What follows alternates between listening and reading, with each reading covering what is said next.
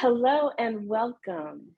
We're going to have a very interesting and exciting conversation with a really extraordinary woman. Her name is Hoberly, and she's truly a gifted healer.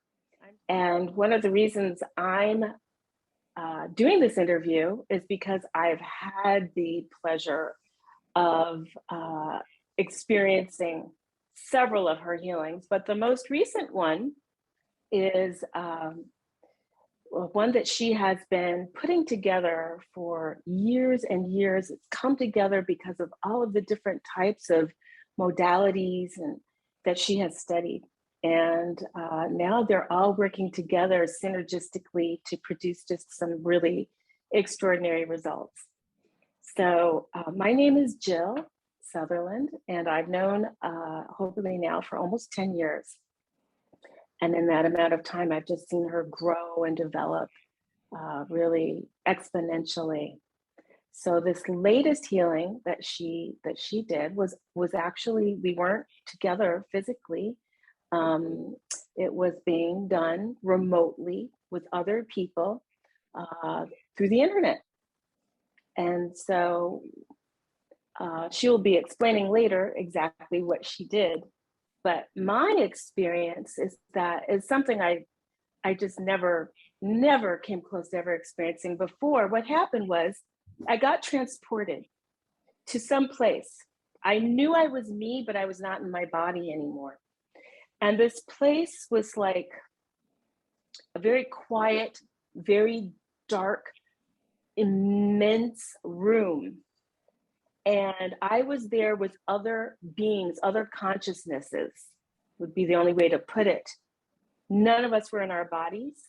And it's as though we were, this room was above us, and we were kind of like lying together. Think about maybe sardines in a can, but it was very comfortable.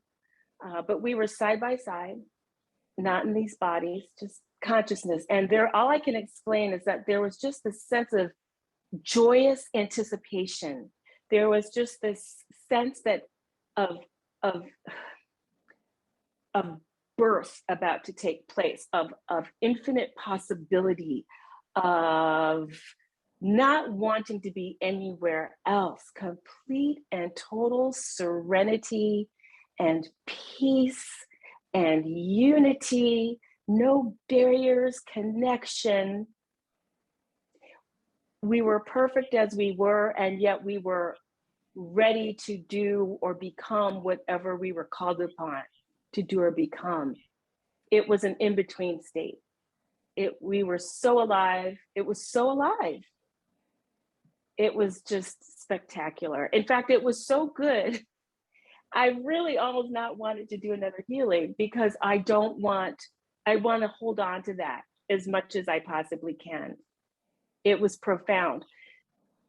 And, I think one of the reasons I experienced it was because I have been struggling with feeling otherism, with the politics today and the us versus them and the left versus the right, and I get caught up in all of that, and I can get angry and focus on appearances as opposed to reality. This was reality. I know that without a doubt. It was reality. We're going to speak with another one of Hoberly's, I don't want to say, well, one of her clients, someone else who's had an experience with Hoberly. And I'm going to let her talk about it because it just happened last night, from what I understand. And her name is Kate Keller. Kate, please come and tell us, what did you experience with Hoberly? Hi, thank you. So, Jill mentioned a word that I often describe Hoberly with her healings, um, and that is profound, because each time I experience a healing with Hoberly, it's been profound. And I know that each healing is completely different than the one before, and it's very different for each person. but I've heard so many stories about these profound healings, and I've experienced many of them. I met Hoberly about 8 or 9 years ago. I took a class, I began taking a few classes, and then we became friends. And um, over the past several years, she's worked on me quite a bit. And during COVID, I started participating in her online healings. And I've found that the online group healings are almost more powerful. And from what I understand, the more people involved, the more energy flows and it's more powerful. And I'm a very energy sensitive person, so I feel it. I feel everything. So, my story is about 19 years ago, I had a very bad car accident. I was rear ended at a stop, but when I was hit, I was actually bent sideways looking at something on my passenger's seat. So my body stuck in that corkscrewed position, and my ribs were 3 inches lower on the left side. And I've been working on that for 19 years, trying to unwind my body. And I've had various shifts over the years, but last night, Hoberly had an online session I participated in. And at the beginning of the session, she asked to if anybody had anything they wanted to work on, to put it in the chat. So I asked her to work on my fascia, which I felt was holding my body in that stuck corkscrewed position. So after during the session, I could feel this a light sort of burning sensation, not burning, but like a heat in my left side, which is where I had all the tightness. And then at the end of the session, I just felt very open and I could feel a shift. But during the night, as I would turn over, I would get a little adjustment in my ribs. I could feel the cracks, I could hear it cracking. And I had about 10 of those during the night last night. And when I woke up, my ribs were aligned. So yesterday they were 2 inches lower on the left side, and this morning my ribs are aligned. I just got chills down my whole back. That's incredible. Yeah, but this has happened to me with other things, working with Hoberly. It's just these profound shifts, and Mm-hmm. she's such a gifted healer, and I think it took her this long to realize how gifted she is. Mm. And she's learned all these different techniques, so her technique is really her own. It's a combination of all these various things she's studied, and she's a prolific student Mm. of every kind of healing, so her combination just works. It's very comprehensive, I feel. I So think that's I'm very just, well put. yeah. And Mm-hmm. I've literally tried so many different kinds of healing, and this is just the one that really works for me. And I would recommend it to anybody to at least try it a few times, because every experience is different. The first time you may feel it's very subtle, the second time it could be very powerful. I've had some very subtle healing sessions, but there's always some shift, and I feel like it's always a move in a positive direction. So I'm so grateful for Hoberly and for all the people participating, making the energy stronger. It's just been amazing. Fantastic. That's wonderful. I do feel as though we could have everybody she's ever healed come on and tell something similar. We know someone else whose migraines have pretty much evaporated, migraine headaches. So yeah, and she cured my gluten sensitivity. Oh, Um, yes, that was years ago, doing something completely different. So yeah, it's just building, and it has become her own method. So that's great. Well, thank you so much, Kate, and thank you. congratulations. Thank you. You too. I'm very happy for you. That's great. So, well, the time has come for us to share our secret weapon, I guess, love weapon. I think that's really what she uses. Really, she uses love. This is love in action to do all this wonderful healing. So, Hoberly, If you'd like to come on, we would love to meet you and talk more to you about what you do. Hello. There she is. Hi, Hoberly. Hi, and I'm so appreciative to both of you for sharing your stories and for being willing to give this work a try, because I know a lot of people are very skeptical of this kind of healing work. This, energy sounds so airy-fairy to a lot of people. Right, right. Yeah, I do think I feel as though more and more people are starting to understand, what energy is and how it works. And that it's actually, even though we can't see it, it is measurable. You can't see sound, yet who would say sound doesn't exist? Yes? Right. Yeah. So, well, great. Well, Hoberly, first of all of you can find Hoberly for yourselves at hoberly.net. She has a website, and that's the best place to contact her, to get to know her and learn more about her. But let's dive in a little. Let's get started just by finding out when exactly. What was your first experience with healing? When did it start? In the mid 1980s, I took a Reiki course to learn Reiki. And I will tell you, at that time, I could not feel energy for the life of me. And this was a 3-day course. When they did the attunement on me in order to open up to allow me to be able to give Reiki, was the first time I ever felt energy in my body. It went down my spine, and it was such a strong feeling. And I remember saying to myself, this is real. There is no way I can imagine this. It's happening. I felt energy go down my spine and back up my spine. Now, in the 3 days, it was a Friday, Saturday, Sunday, the teacher who was teaching this class, and I don't remember, 30, 40, 50 people were in the class, and everybody throughout the days kept saying, wow, feel the energy in this room. Isn't this cool? Wow, this is great. I could not feel a thing. I thought these people are either lying or they're crazy. And then maybe the last 10 minutes of class, all of a sudden I got it. This was on Sunday afternoon. And all of a sudden I felt this incredible, blissful feeling of love. And I thought, wow, I want to stay in this forever. And then the teacher said, well, that was the class. Everybody have a good life. And, and I thought, no, don't end it. But that was the first time I really felt energy, and I knew it was real.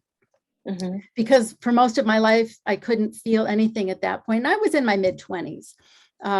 Throughout my teen years, I was always interested in metaphysics, and I read all kinds of books, but I was very skeptical. And I do have a book that I wrote called The Super Quack, and it's because people think it's quackery until you feel it, until you have that experience, and then no, this is real. Wow. So you had that experience, and then how did it evolve? Did you immediately start studying and decide that you wanted to? Was it more that you wanted to teach, you wanted to become a healer, or you wanted more healing, or both? I was at the time going to school, working on my bachelor's degree in theater, of all things. And one of the classes that I took, my final class before I graduated, was given by an acupuncturist for actors and dancers. In fact, I was the only non-dancer in the class. If you got hurt prior to going on stage, he was teaching some tips and tricks that people could do in order to fix themselves quickly so they could actually go on stage and perform. And there was a girl in class, one of the dancers, and he was muscle testing her. Okay. And one arm was strong and the other arm was weak.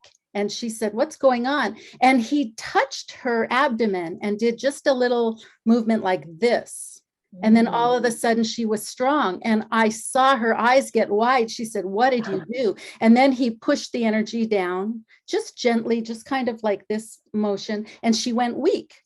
And she said, do that again. And he did this, and she went strong. I was blown away. I said, what are you doing? He said, it's based on acupuncture meridians. And I said, I have to learn this. How do I learn this? And he said, well, you can sign up to study acupuncture. So while I was finishing up my bachelor's degree, I enrolled in a master's degree program for Oriental medicine, 4-year program. 2 years into the program, I finally asked one of my professors, when do we start learning that muscle testing stuff? And he said, what are you talking about? And I told him the story that I just told you. And he said, oh, we don't do that here. You can learn that in a weekend. But I have my little voices. They're more thought forms. It's not a literal voice I hear, but I got a very strong voice that said to me, no, you're here for a reason. So I finished the program. I took my state boards. I became an acupuncturist, but I quickly learned I didn't want to stick needles in people. I didn't want to prescribe herbs to people. I liked working with energy. So from that point on, I began studying every bioenergetic class that I could find. So for about 20 years, I was studying anything and everything I could learn, and eventually came to doing what I'm doing now. That's fantastic. My gosh, amazing. So tell me about treating in person as opposed to treating online. What are the benefits, do you think, to treating online? Have you been surprised by anything that has occurred by treating people and doing your healings online? Yes. I don't know what people are receiving because everybody gets what they need. The way I started this is I kind of asked a question, I think one night when I was lying in bed, and I said, how can I help the most people? And this was earlier this year during the pandemic. We're now in October of 2021.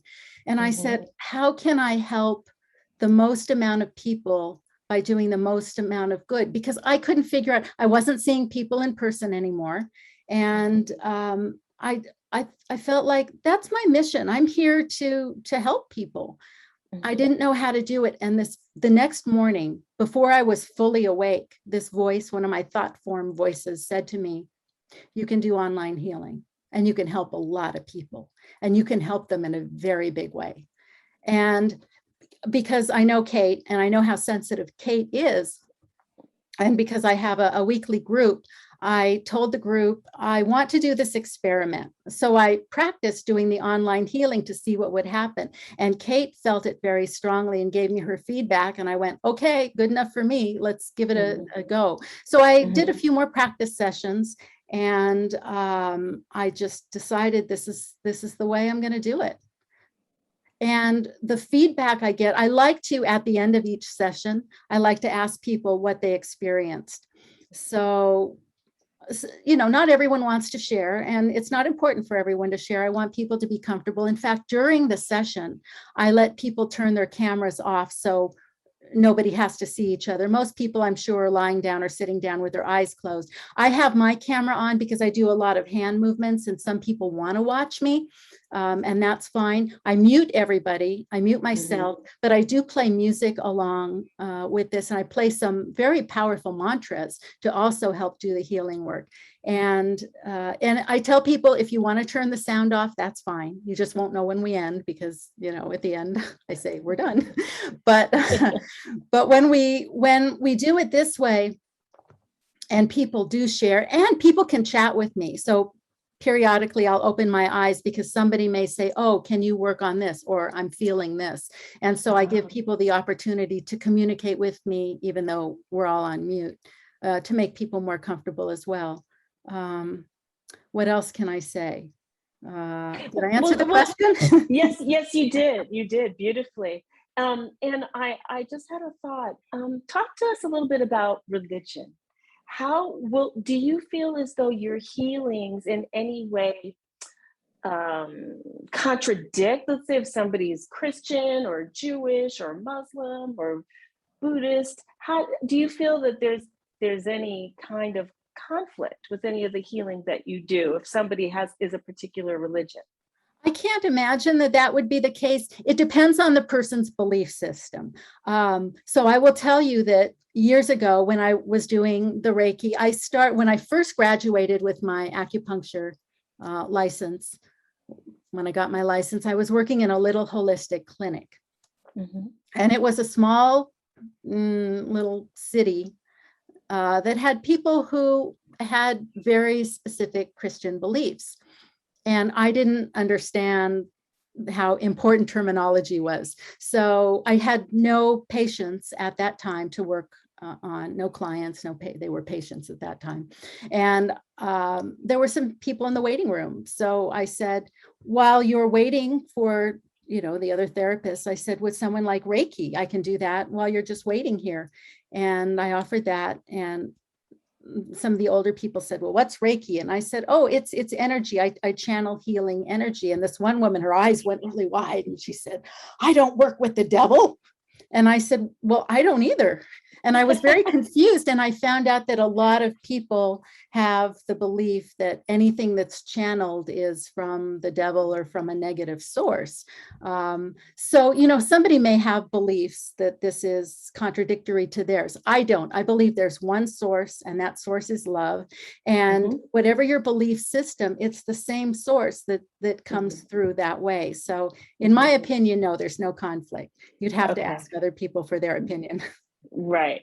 But you're not coming from a religious Oh, absolutely not. point of view at all. One source, the source is love. And I had an experience where I was in that other realm, not exactly like your experience, but the overwhelming sense of love and bliss, and that we are all one, and there is infinite possibility and who we really are.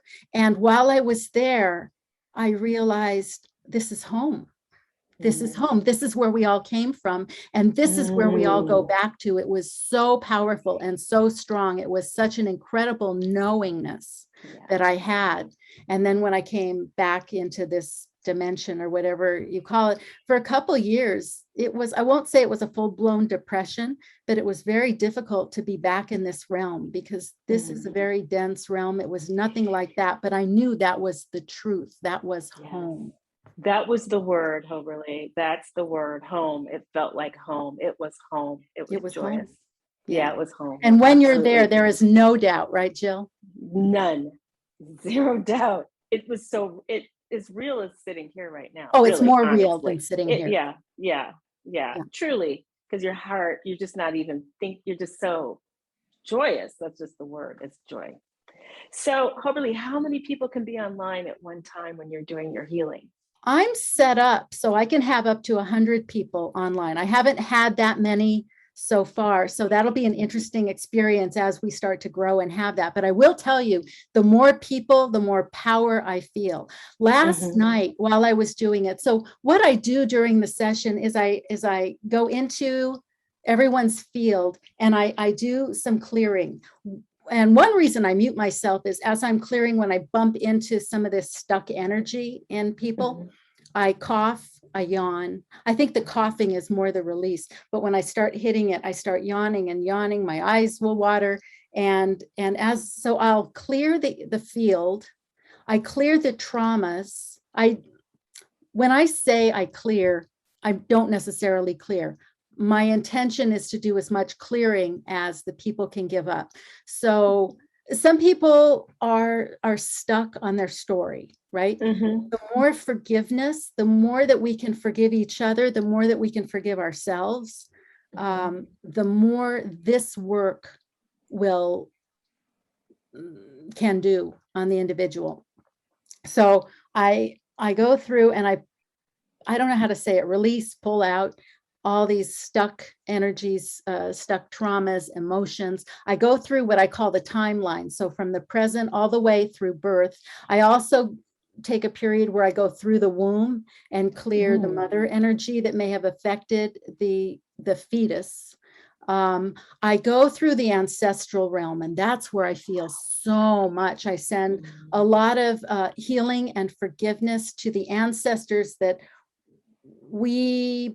through our DNA, we're holding a lot of that ancestral energy and a lot of the traumas that happen. And there are times when I'll clear the mother's side, I'll clear the father's side. That's where a lot of the healing happens.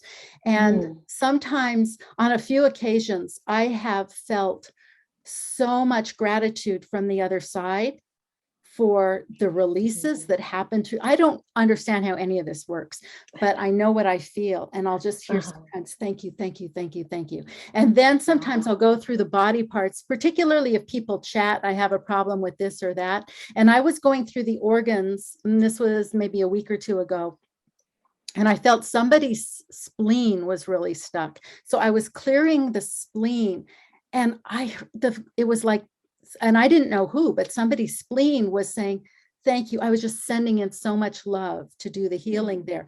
And I was hearing, thank you, thank you, thank you, thank you. And then at the end, I shared that story. And this one woman said, that was me. I've been having problems with my spleen lately.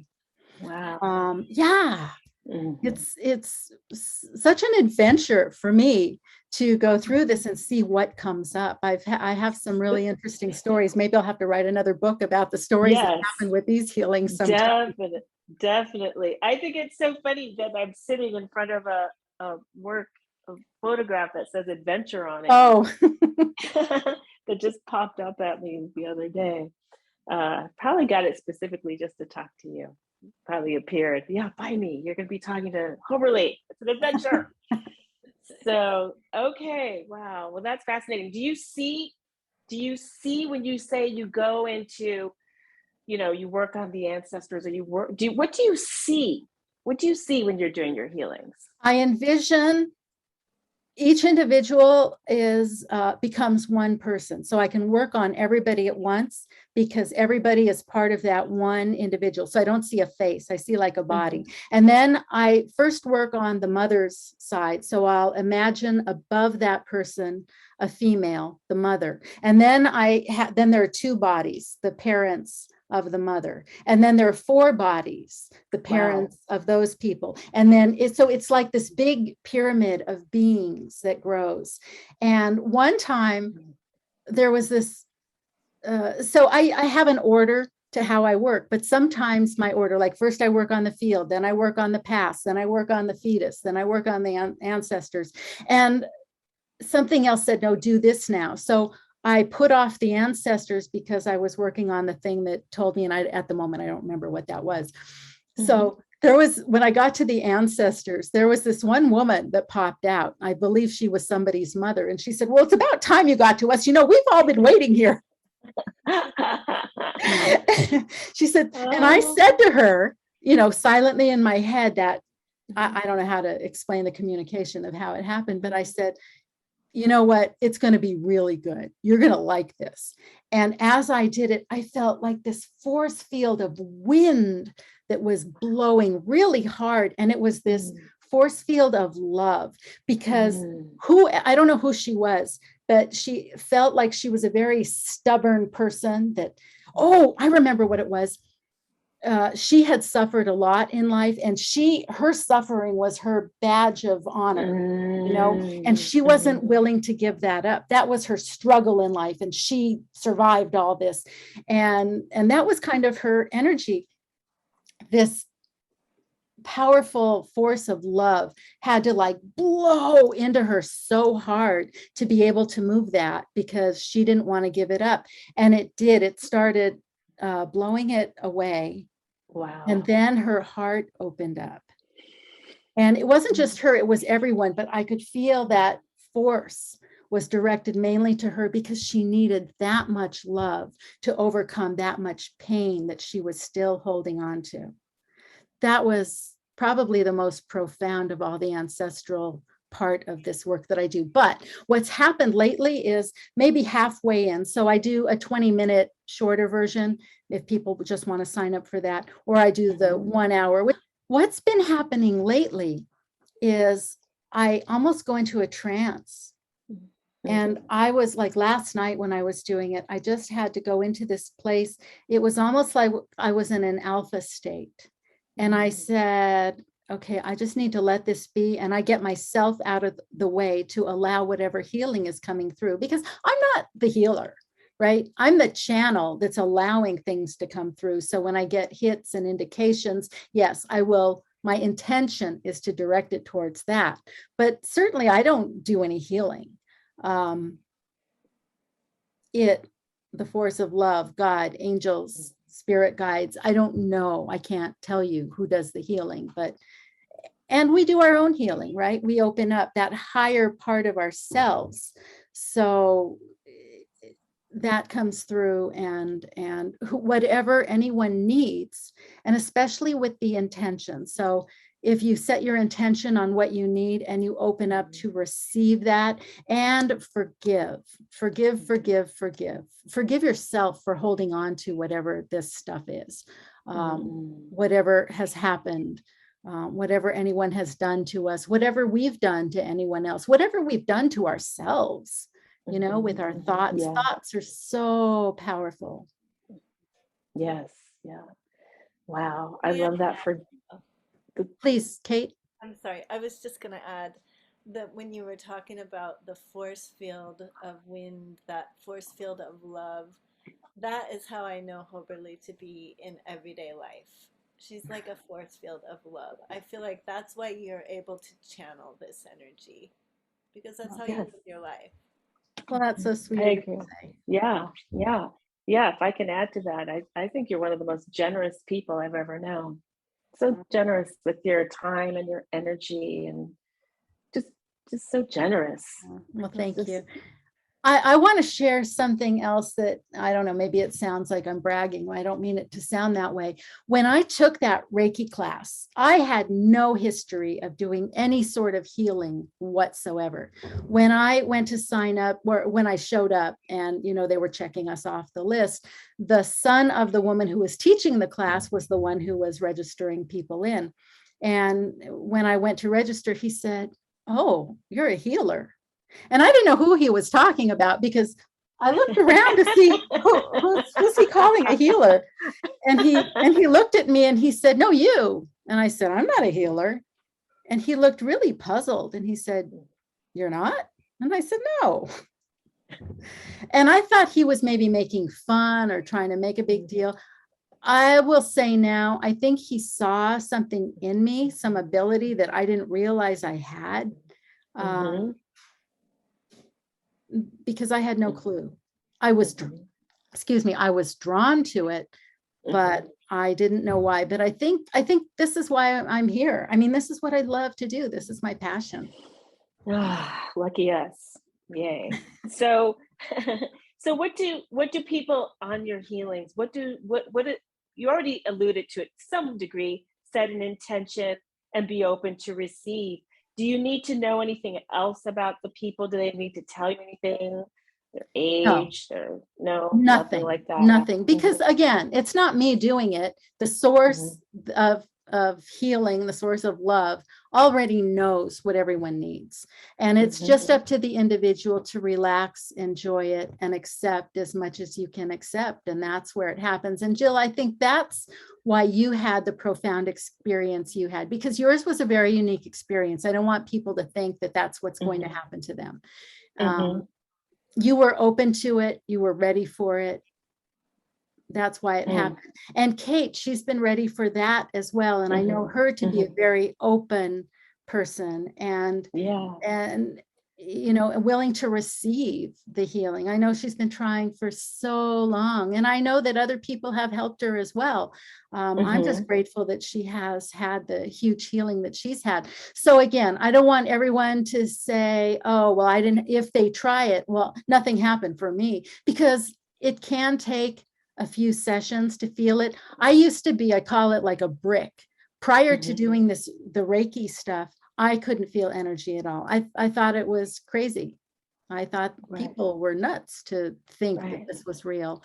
And now I know it to be real because I've had my experiences. And this isn't for everyone. If people give it a shot, and right now in this moment, I have where people can go onto my site and they can get a coupon for a 20-minute free session. I might take that off in the near future. If and when I take that off, I will offer periodic free sessions so people can get a taste of it if they don't feel energy and they want to see what this is. And then maybe what I'll do is offer like once a month a free session for people to sign on, and then see if this calls to them, if it resonates. Mm-hmm.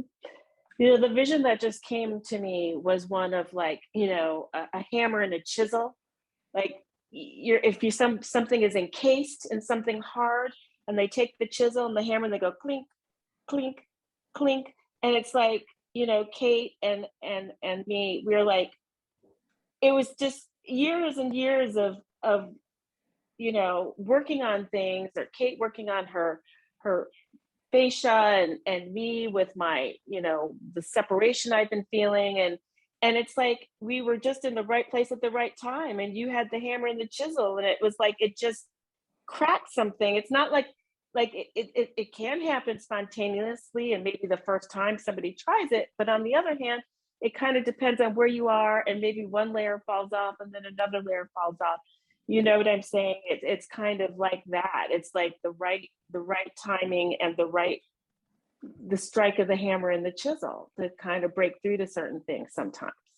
So as you're talking, two thoughts come to me. One is I really don't like the idea of being a hammer and a chisel. Okay. Sounds kind of violent. Oh, I appreciate the way. sentiment of what you're saying. I get it. But the other thing is, some people do experience physical pain during this. It's not common, but there are some people who say they'll get a pain. Kate, didn't you have some painful experiences? Yeah. But afterwards, what it is, it's kind of like the energy breaking through. In Chinese medicine, pain is stagnation. And so there's a blockage. So when the energy is trying to come through, it could hurt. It's not going to permanently hurt. It's, it has to break through that blockage, and then you get the healing, you get the relief. So Kate, can you talk about the pain that you had, just so, if someone experiences that, they'll understand? Yes. So just 4 months ago, I badly broke my wrist, broke clean through right here. And the day after, and I was in excruciating pain, the day after, Hoberly came over and did Reiki on my wrist without touching me. She was holding her hand just below and the other hand up here. And that day, I heard and I felt 3 clicks. It was like click, click, click. And I just felt like my bones were shifting into the correct place. And my wrist healed so quickly and so well. And literally 4 months ago. And look, I'm doing this already. Wow. I mean, I thought it was such a bad break. My wrist looked like a snake. It was like this. Just broke clean through right here. And the day after, and I was in excruciating pain, the day after, Hoberly came over and did Reiki on my wrist without touching me. She was holding her hand just below and the other hand up here. And that day, I heard and I felt 3 clicks. It was like click, click, click. And I just felt like my bones were shifting into the correct place. And my wrist healed so quickly and so well. And literally 4 months ago, and look, I'm doing this already. Wow. I mean, I thought it was such a bad break. My wrist looked like a snake. It was like this. But then I did one of her online sessions, and I felt a pain there. It wasn't a terrible pain. It was a pain, but it was temporary. It was just during the session, and it was exactly what Hoberly described. It's like the energy trying to force through there and heal it. And it was more than once, because Kate is a faithful participant in this. And every time I have a session, Kate is there. And so each time I did it for weeks, she would feel the pain during. And then I think the next day you said it would feel better. Yeah, I actually only experienced pain maybe twice in my wrist. And those are the only times I've experienced pain in your sessions. Normally, okay. I thought it was more. Normally, I just feel complete bliss and relaxation and energy flow. And so, yeah. That's really incredible. That's amazing. What a story. I mean, my God, incredible. Well, the only other thing that to move on from the hammer and chisel, I will only say, Michelangelo used a hammer and chisel to create David. So You know, chipped away. You know what he said too? He said, I just chip away everything that is not David. And I feel Right. like that's what you do. You chip away all of the extraneous, you know, just things that aren't really what we are, really, you know, to get to what we really are, which is love.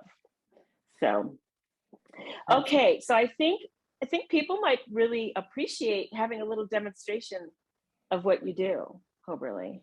Okay, yeah, I would love to do that. So I'll do Mm-hmm. maybe 2 minutes and see if people can feel this, even though it's recorded. I'm going to put the music on. I use music, some mantra music, and Sanatam Kaur is the singer of this, and it's the Mul mantra, MUL. You can look her up.